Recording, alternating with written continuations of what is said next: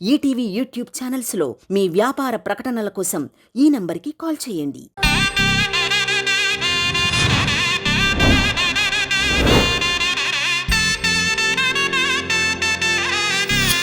శ్రీవల్లి,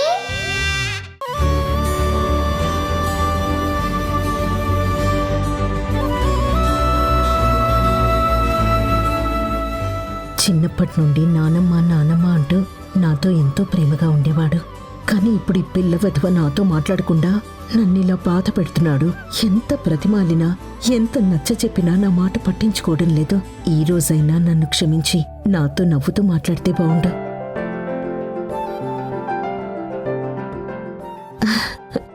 నా మనవడు వస్తున్నాడు.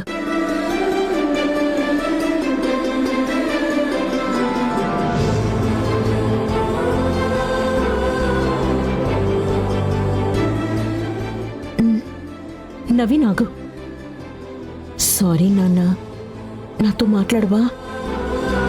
ఏరా నాన్న, ఇంతెండలో మీ నాన్నమ్మ నీకోసం ఇలా సారీ చెప్తూ నిలబడున్నా నీకు నా మీద కొంచెం కూడా జాలి కలగట్లేదా? మీరు మా నాన్న మీద జాలి చూపించలేదు కదా, నిన్ను చూసి నేనెందుకు జాలి పడాలి? నేను తప్పు చేశావని ఒప్పుకుంటున్నాను. ఆ రోజు మీ నాన్నని ఇంట్లో నుంచి బయటికి వెళ్ళనివ్వకుండా ఆపుండాల్సింది. కానీ నేను చేయలేకపోయానురా. అందుకు నన్ను క్షమించొచ్చు కదా. నువ్వు ఇలా సారీ చెప్పగానే చేసిన తప్పు రైట్ అయిపోదు కదా. మా నాన్న వాళ్ళు పడ్డ బాధ కష్టం అంతా పోతుందా?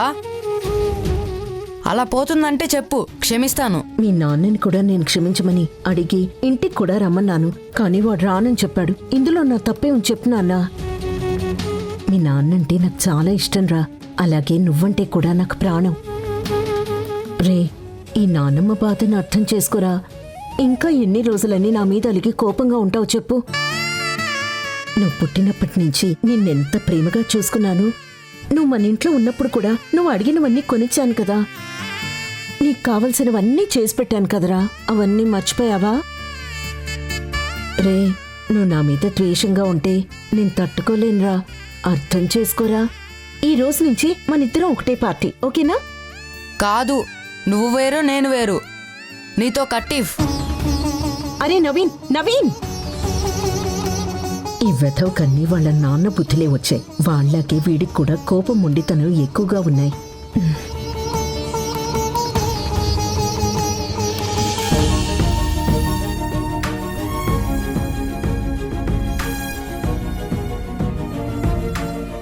ఏంట్రా అలాగే నిలబడి చూస్తున్నావు? లోపలికి వెళ్దాం పదా. అర్జెంటుగా ఒక ప్లేస్కి వెళ్దాం రమ్మంటే ఎక్కడికి తీసుకెళ్తావో అనుకున్నా. టెంపుల్కి తీసుకొచ్చావేంటి? నీ పేరు మీద అర్చన చేయించడానికి. ఇప్పుడు అంత అర్జెంటుగా అర్చన అవసరమా? అవసరమేరా. అసలు మనం ఏమనుకున్నాం? ఆస్తి కోదండరామయ్య పేరు మీదకి వస్తుంది. ఆ తర్వాత మళ్ళీ ఏదో ఒక ప్లాన్ వేసి ఆయన దగ్గర నుండి దాన్ని కొట్టేద్దాం అనుకున్నాం. అవును. కానీ ఇప్పుడేం జరిగింది? మనం కష్టపడకుండానే ఆస్తి డైరెక్ట్గా నీకే ఇచ్చేస్తానని కోదండరామయ్య అన్నాడు. మావయ్య నేను అంతలా నమ్మించాను మరి. నువ్వు ఆయన్ని నమ్మించడం అనేది మామూలు విషయం కాదురా, చాలా పెద్ద విషయం. దానికి కారణం నీ ఒక్క టాలెంటే కాదు, ఆ దేవుడి దయ కూడా. మనకు అనుకూలంగా అలా జరిగినందుకు ఖచ్చితంగా ఆ దేవుడికి కృతజ్ఞతలు చెప్పుకోవాలి. ఆయన ఆశీర్వాదం తీసుకోవాలి. అలాగే నీకు ఆ శ్రీవల్లి ఏడుపు తగలకూడదని దేవుణ్ణి మొక్కుకుందాం పద.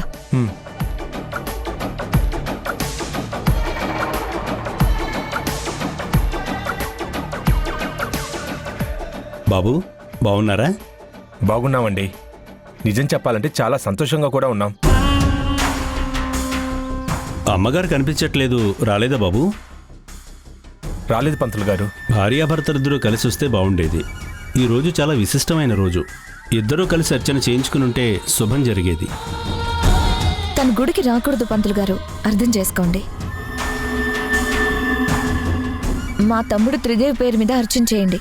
వాడికంతా మంచి జరగాలని ఆ దేవుడికి గట్టిగా పూజ చేయండి. అలాగేనమ్మా.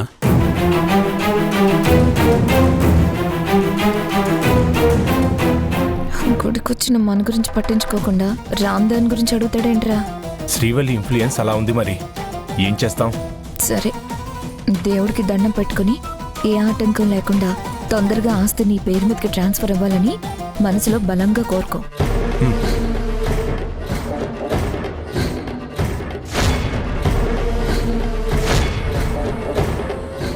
దేవుడా, మేమిన్ని రోజులు నీకు పూజలు పునస్కారాలు చేయకపోయినా మాకు మంచి చేస్తున్నావు.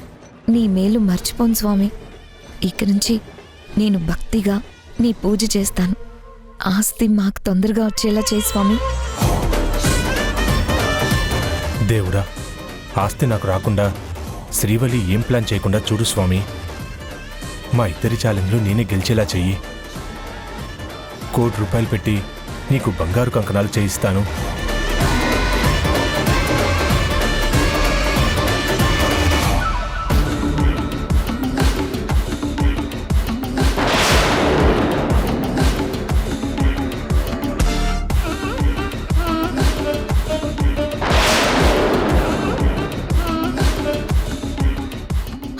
ఏంటక్క అలా చూస్తున్నావు? హారతి తీసుకో. ఓం శతమానం భవతి శతాయుః పురుషస్యతేంద్రియాయుష్యేవేంద్రియే ప్రతిష్టతి. ఇష్టకామ్యార్థఫలసిద్ధిరస్తు మనోవాంఛాఫలసిద్ధిరస్తు.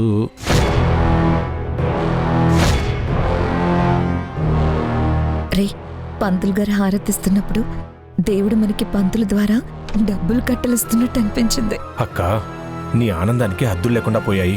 ఆ, చూసిన ప్రతిదాన్ని డబ్బుగా ఊహించుకోకు. పద.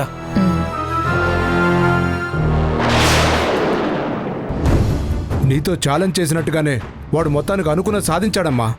బావనోడితోనే ఆస్తి వాడి పేరు మీదకి ట్రాన్స్ఫర్ చేయిస్తానని చెప్పించినాడమ్మా. ఇక మనం ఏం చేయలేం శ్రీవల్లి. ఆయన మాట చెప్పేసినాక వెనక్కి తీసుకోడు. ఇళ్ళలగ్గానే పండగ కాదు మామా.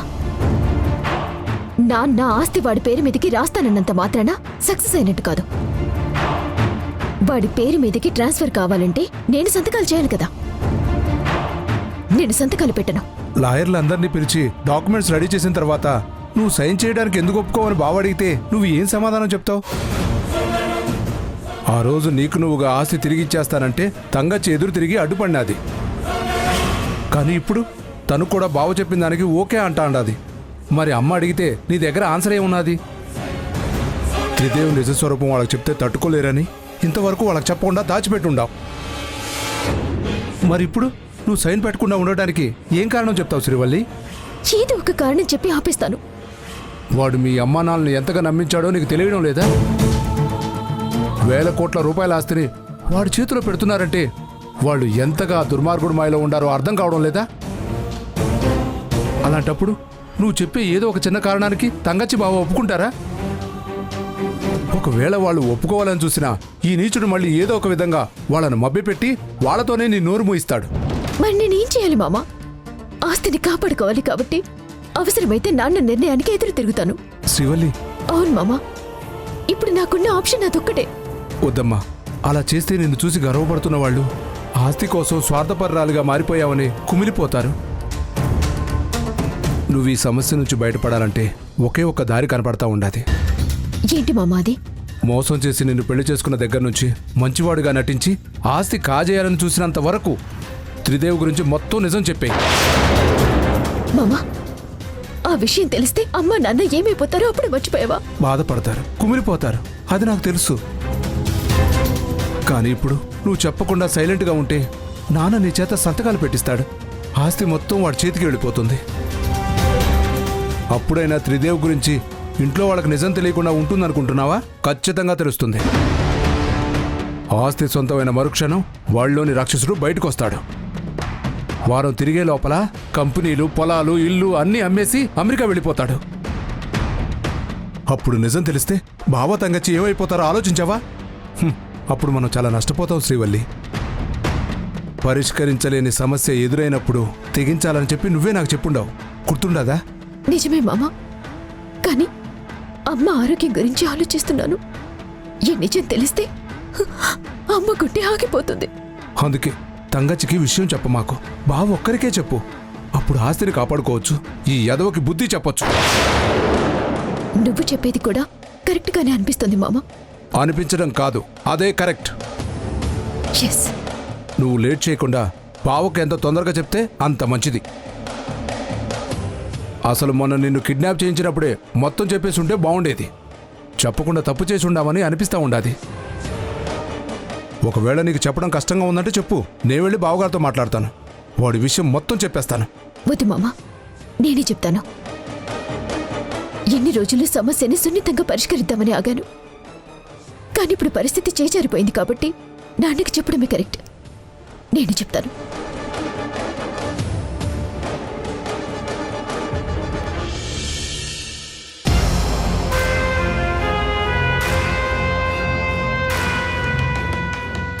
శ్రీవల్లి, శ్రీవల్లి, రూమ్లో లేదేంటి?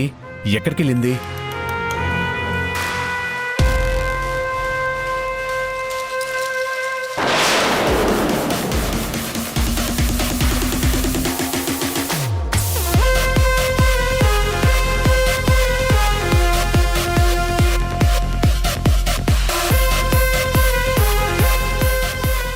ఇక్కడున్నావా? నీకోసం వెతుకుతున్నాను. ఎందుకు? గుడికి వెళ్ళొచ్చాను. నీకోసం ప్రసాదం కూడా తెచ్చాను. ఇదిగో.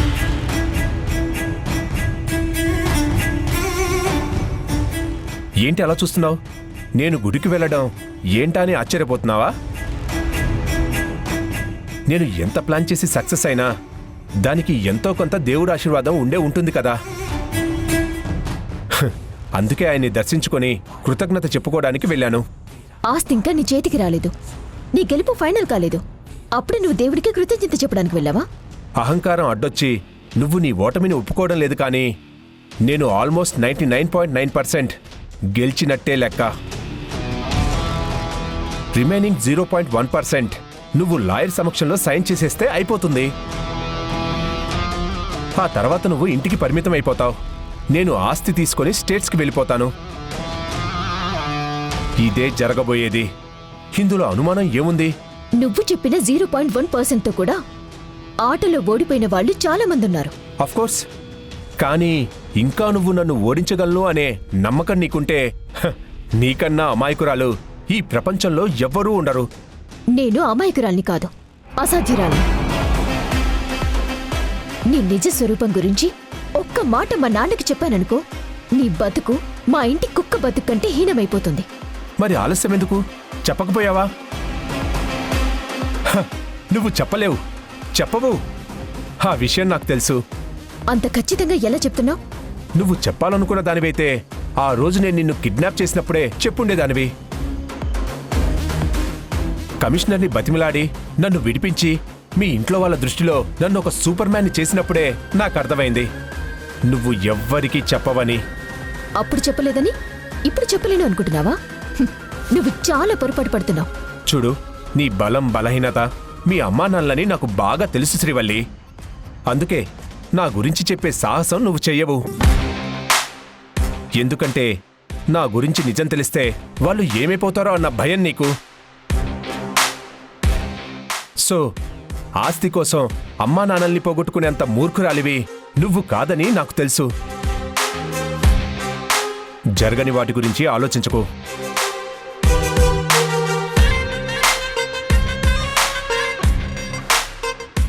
నిజమేరా, మా అమ్మా నాన్న గురించి ఆలోచించి నేను ఆ రోజు నీ గురించి వాళ్ళకి చెప్పలేదు.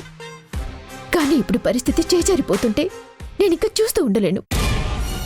నేనిప్పుడు చెప్పకపోయినా ఆస్తి దక్కించుకున్నాక తల పొగరుతో నువ్వే వాళ్ళ దగ్గర మొత్తం చెప్పే అవకాశం ఉంది. అందుకే దేవుడి మీద భారం వేసి నేనే నాన్నకి నీ గురించి మొత్తం నిజం చెప్పేస్తాను.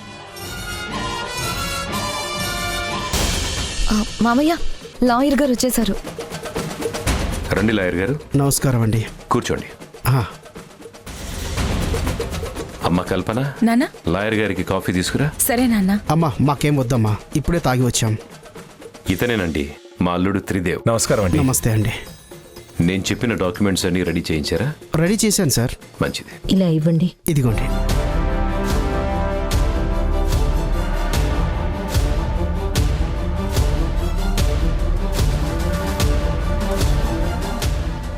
ఏంటి కల్పన ఇది?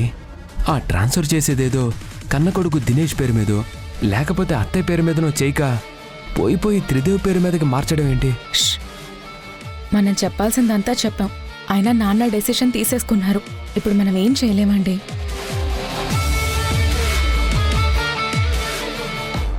ఇంకా ఏం చదువుతాడు? తొందరగా పిలిచి ఆ శ్రీవల్లి చేత సైన్ పెట్టించకుండా ఈ సోదంతా ఏంటి? నాకు మాత్రం ఎప్పుడెప్పుడు శ్రీవల్లి సైన్ పెడుతుందా అని ఆతృతగా ఉంది. నాకు అలాగే ఉందనుకో. బావా కూల్గా ఉండండి, ఫేస్లో ఎక్స్ప్రెషన్స్ న్యూట్రల్గా పెట్టండి, లేదంటే వాళ్ళకి డౌట్ వస్తుందేమో. ఏమోరా, మనసులో నుంచి తన్నుకొచ్చే ఆనందాన్ని ఆపుకోలేకపోతున్నావు.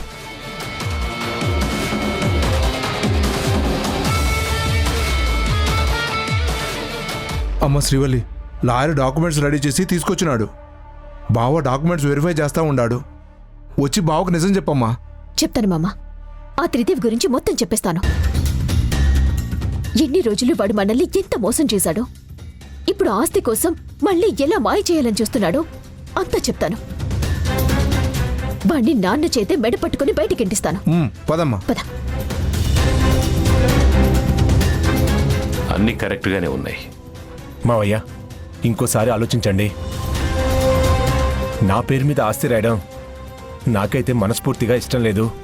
అది మీ పేరు మీద ఉంటేనే మంచిది అనిపిస్తుంది.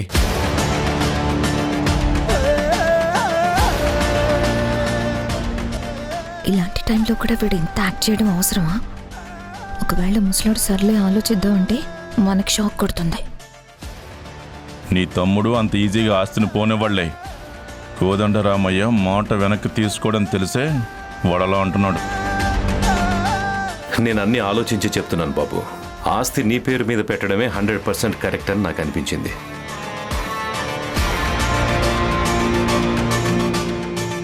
నా కూతుర్ని, ఈ ఇంటి పరువు మర్యాదల్ని నువ్వు కాపాడగలవనే నమ్మకంతోనే నేను మనస్ఫూర్తిగా ఈ నిర్ణయం తీసుకున్నాను. దయచేసి కాదనుకో. సరే మావయ్య, మీ ఇష్టం. మీ మాట నేను కాదనలేను. అమ్మా శ్రీవల్లి, ఇదిగో ఈ డాక్యుమెంట్స్ మీద సంతకాలు పెట్టు. అమ్మా, మార్క్ చేసి ఉన్న చోట సంతకం పెట్టండి.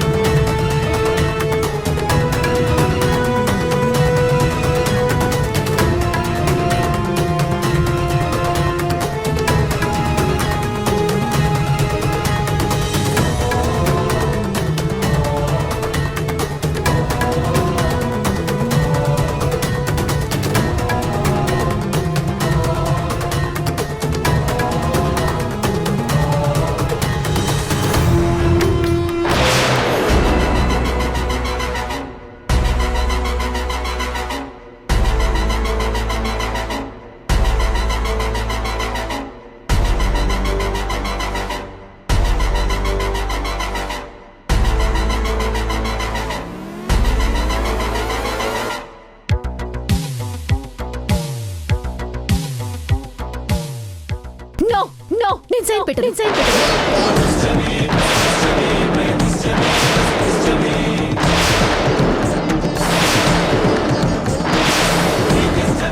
ఈ దుర్మార్గుడికి ఆస్తి దక్కని.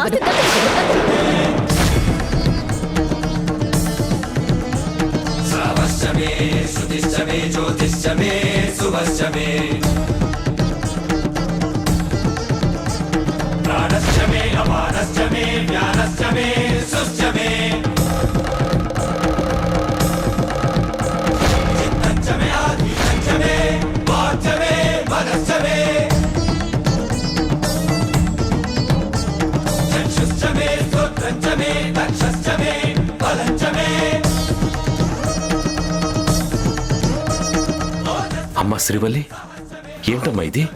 అల్లుడు గారిని పట్టుకుని అంత మాట్లాడుతున్నావు? ఇలాంటి నీచుని అంతకంటే పెద్ద మాట తప్పలేదు.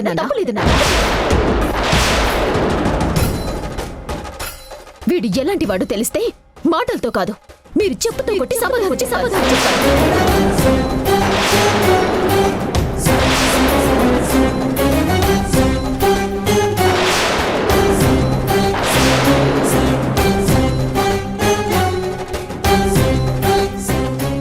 వీడు ఎలాంటి వాడు, ఎందుకు మన ఇంటికి అల్లుడయ్యాడో, ఇప్పుడు ఆస్తిని ఎందుకు దక్కించుకోవాలని చూస్తున్నాడో మొత్తం మీ అందరికీ తెలియాలి.